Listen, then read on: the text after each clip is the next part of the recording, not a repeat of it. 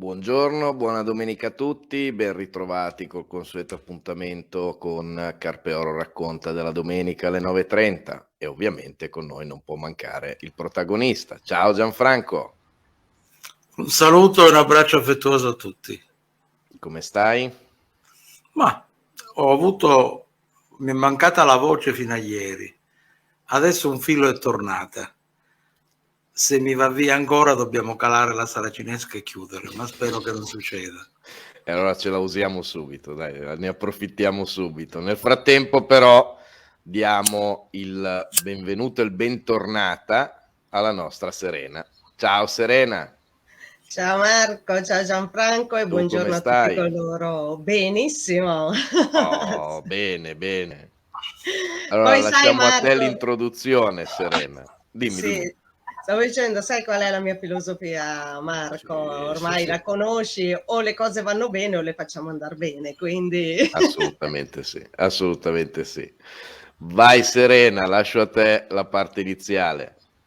Grazie Marco. Allora, l'argomento di oggi, che è insomma il titolo della puntata di oggi, mi ha un po' riportato all'attenzione del fatto che spesso quando mi chiedono che lavoro faccio rispondo che sono una libera ricercatrice.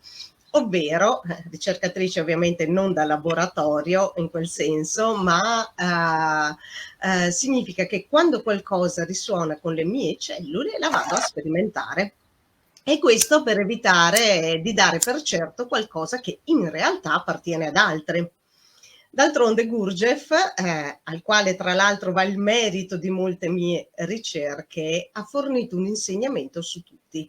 Non credere a una parola di quello che dico, ma sperimentalo tu stesso. Vabbè, non l'ha detto solo Gurdjieff, ovviamente diciamo che tutti i saggi in realtà lo dicono. Io riporto lui perché, come dicevo poco fa, lui è stato ovviamente un po' la base da cui sono partite poi tutta una serie di ricerche che ho fatto io nella mia vita, di sperimentazioni, non solo di ricerche.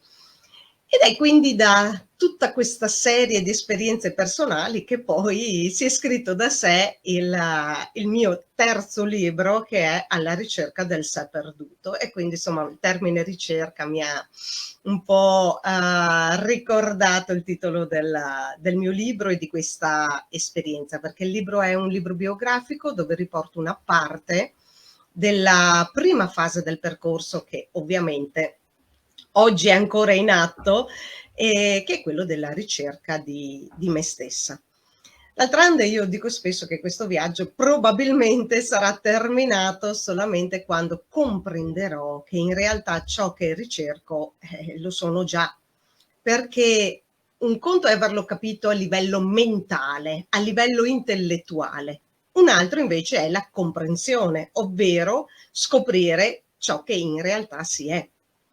E quindi la ricerca del sé si manifesta attraverso un continuo togliere i famosi veli, di cui parlano molto tra l'altro gli orientali, che celano chi sono io in realtà.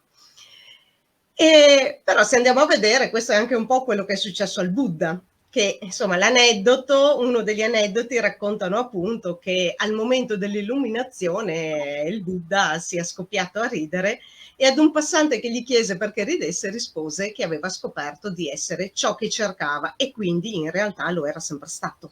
Quindi ricercava qualcosa che in realtà era. E noi in realtà siamo così ogni volta che iniziamo un percorso che noi, vabbè, per utilizzare un termine comune, è un percorso cosiddetto spirituale. Cioè cerchiamo fuori in realtà ciò che noi siamo già. Ed è un esempio che mi viene in mente, è come cercare la bottiglia di latte in frigo quando in realtà è sul tavolo, cioè dov'è? È esattamente dove deve essere in quel momento perché io devo fare colazione. E sembra un esempio banale, e forse, forse lo è anche, però è esattamente ciò che noi facciamo nella nostra quotidianità. Andiamo a cercare le cose dove non ci sono. La ricerca quindi ci permette di vivere togliendo tutte quelle zavorre, tutti quei veli che celano chi siamo, di cui tra l'altro ci siamo caricati, ma per un aspetto molto importante, il compiacere gli altri. Quindi divenire consapevole che viviamo nella soggettività, per esempio, è stato il primo passo importante di questa ricerca introspettiva. E questo perché molte volte, in passato, forse anche oggi, qualche volta lo faccio, mi sono detta di essere realista e alla fine invece mi ritrovavo ad essere una persona condizionata dalle credenze, come io credo, insomma, ogni essere umano sia, o comunque la maggior parte degli esseri umani sia condizionato dalle credenze e dalle esperienze che hanno fatto invece gli altri. E un'altra domanda che mi sono posta più volte è: chissà se un giorno arriverò a destinazione di questo viaggio di ricerca. Oggi però questo è l'ultimo dei miei pensieri, perché ho scoperto che è durante il cammino che la vita si sviluppa, cioè è in quel, tra virgolette, frattempo che succedono le cose più straordinarie, che si manifesta la meraviglia della vita e che permettono quindi di comprendere me stessa per ciò che sono davvero, cioè senza mentirmi. E questo è un aspetto secondo me fondamentale, perché noi spesso mentiamo a noi stessi. Per fare tutto ciò è importante però che io faccia il mio di percorso, evitando di emulare il percorso che hanno fatto gli altri. E soprattutto, cosa che reputo di straordinaria importanza, è fondamentale non forzare i tempi di realizzazione e quindi vivere quello che io definisco Cronos, riconoscendo Kairos, sempre per il discorso che dicevo poco fa, che è nel frattempo che scopriamo la vita. Voler arrivare in fretta spesso si traduce nella spasmodica ricerca di nozioni e concetti, che però rimangono tali, cioè è un grandissimo errore che io stessa ho fatto e che probabilmente ancora in certi momenti faccio. Cioè questi concetti e nozioni rimangono tali, cioè rimangono astratti, non si concretizzano, perché volendo correre noi perdiamo le occasioni di sperimentare in prima persona. Infatti si dice spesso che una mela al giorno toglie il medico di torno, è un detto popolare molto diffuso che conosciamo un po' tutti. Perciò come io la declino questa cosa? Una conoscenza alla volta permette di viverla. Quando sono troppe, in realtà manca il tempo per provarle, per sperimentarle. E allora la domanda è: a che serve sapere che esiste qualcosa senza poi farla mia? A che serve conoscere che posso togliere queste zavorre, questi veli, se poi non lo faccio? E quindi ho voluto nominare la mela di proposito, in quanto si dice che è il frutto dell'albero della conoscenza. Con questo adesso concludo. Allora, a me Serena deve sempre avermi salvato il fatto che detesto correre, cioè già camminare per me è abbastanza deleterio, quindi deve avermi salvato quello. Allora.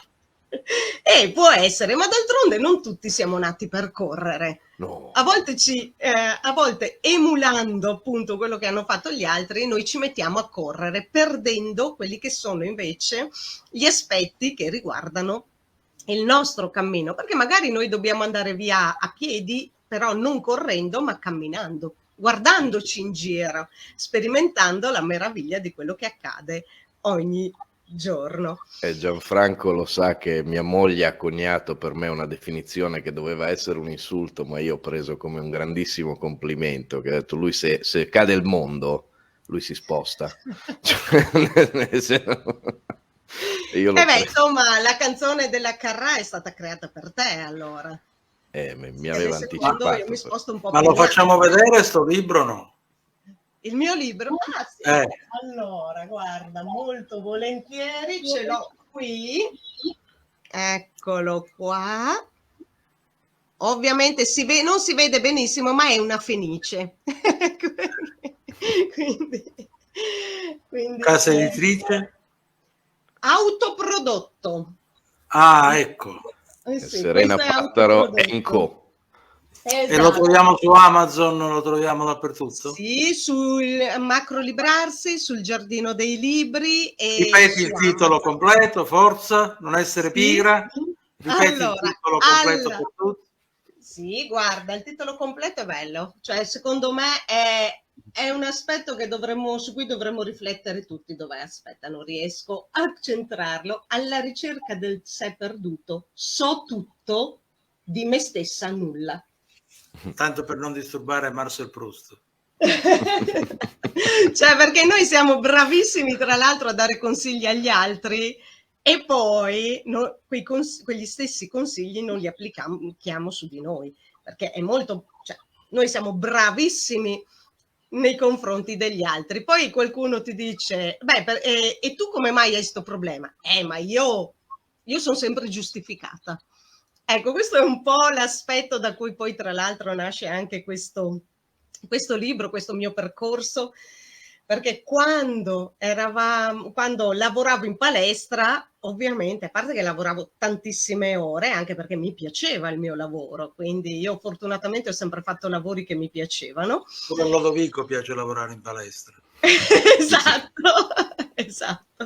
Fare il custode però. A me piace fare il custode nella palestra. Beh, guarda che io ho fatto anche la consulente comunque per la vendita degli abbonamenti, quindi insomma magari quello era il lavoro un pochino più adatto a te. E quindi io dicevo sempre, devi fare così, mangiare così regolarmente, fare questo, devi trovare il tempo per te stessa. E poi ovviamente, esattamente, io non facevo quelle cose perché, ma io non ho tempo per farle. E secondo te i miei clienti cosa mi dicevano? Non ho tempo per farle. È la regola dei preti questa. Come? È la regola dei preti. Esatto. Loro ti dicono sempre quello che non devi fare, ma... Esatto. Ma che poi è interessante perché a me affascinava molto anche il fatto di quando uno dice dobbiamo andare si vuole sposare in chiesa e va a fare il corso fidanzati, perché ovviamente loro ti devono dire come tu devi poi gestire la famiglia. Ho capito, ma come fai a dirlo tu se non hai una famiglia? Non sai come in realtà tu non dovresti avere una relazione di coppia. Quindi in realtà il prete come fa a dirti quello che devi fare tu o per far funzionare bene una famiglia quando quell'esperienza lui non ce l'ha? Infatti io spesso dico, a volte mi dicono come mi devo comportare con i miei figli. Sai, io ti posso dare un consiglio tra virgolette oggettivo, perché io non ho figli. Io ti posso dire come mi comporto con i miei nipoti, ma in realtà io, Serena, che non sono mamma, come posso dare consigli su come comportarsi con i propri figli? E questo è solo un aspetto di coerenza, secondo me. Tutto qua. Serena, grazie mille. Grazie a voi. Ci vediamo poco spesso, ci vediamo troppo poco spesso, dobbiamo vederci di più in vita. Abbiamo ben 3 giorni liberi, Marco, che non ci vediamo, troppi. Quindi magari potremmo riempire anche quelli. A parte che io lo farei molto volentieri perché ovviamente questi aspetti, insomma, anche il poter dare, non consigli assolutamente, ma semplicemente spiegare quali sono le mie conoscenze, che dico sempre sono solo mie, come dicevo prima, insomma su Gurdjieff, non ho questa velleità di dover dire ragazzi io ho verità assolute, io l'unica cosa che riporto è quelle che sono le mie esperienze, le mie conoscenze, tutto qua. Grazie mille, Serena. Grazie di cuore a voi. Serena. Ciao Marco, grazie Gianfranco e buona giornata a tutti. Ciao ciao.